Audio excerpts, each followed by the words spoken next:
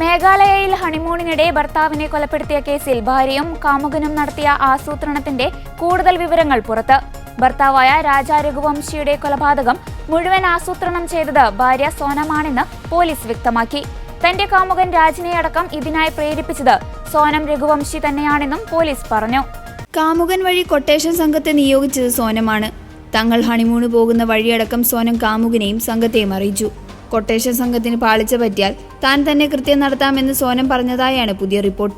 താല്പര്യമില്ലാതെ വീട്ടുകാരുടെ നിർബന്ധത്തിലാണ് രാജ രഘുവംശിയെ വിവാഹം കഴിച്ചതെന്നും കാമുകനൊപ്പം പോകാനാണ് കൊലപാതകം നടത്തിയെന്നും സോനം കുറ്റസമ്മതം നടത്തി. ഹണിമൂൺ യാത്രയിൽ ഫോട്ടോ എടുക്കുന്നതിനിടെ മലമുകളിൽ നിന്ന് ഭർത്താവായ രാജ രഘുവംശിയെ തള്ളിയിട്ട് കൊലപ്പെടുത്താനായിരുന്നു സോനത്തിന്റെ പദ്ധതിയെന്നും ദേശീയ മാധ്യമങ്ങൾ റിപ്പോർട്ട് ചെയ്തു.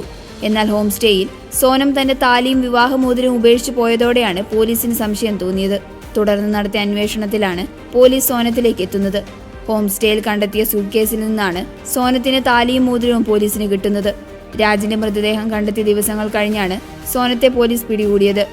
ചോദ്യം ചെയ്യലിൽ സോനത്തിനെതിരെ ശേഖരിച്ച തെളിവുകൾ ഹാജരാക്കിയപ്പോൾ പ്രത്യേക അന്വേഷണ സംഘത്തിന് മുന്നിൽ പൊട്ടിക്കരഞ്ഞുവെന്നാണ് പുറത്തുവരുന്ന വിവരം.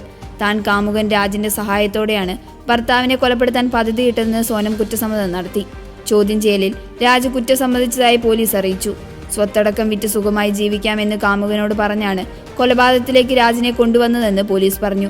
സോനത്തെയും മറ്റു പ്രതികളെയും 8 ദിവസത്തേക്ക് പോലീസ് കസ്റ്റഡിയിൽ വിട്ടിരിക്കുകയാണ്. പ്രതികളെ വിശദമായി ചോദ്യം ചെയ്തു വരികയാണെന്ന് പോലീസ് അറിയിച്ചു.